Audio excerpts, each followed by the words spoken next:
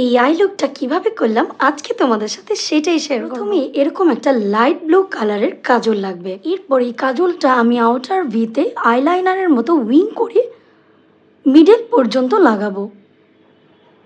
আমি ওয়াটার লাইনে হাফ করে এটাকে লাগিয়ে নিচ্ছি। এখন কালার বোর্ডের এই আইশ্যাডো প্যালেটটা থেকে সেম একটা কালার নিয়ে আমি এই উইংটাকে স্মাচ করে দিব।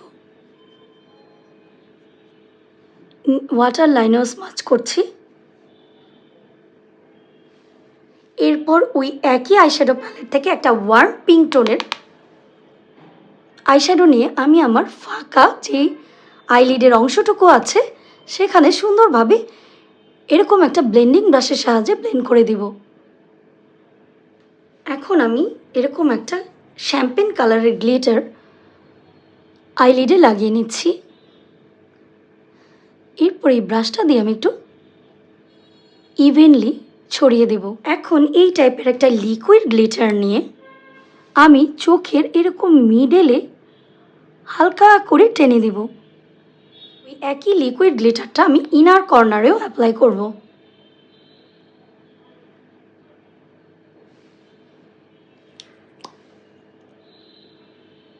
এখন দেখো কত সুন্দর একটা সিম্পল আই লুক হয়ে গেল।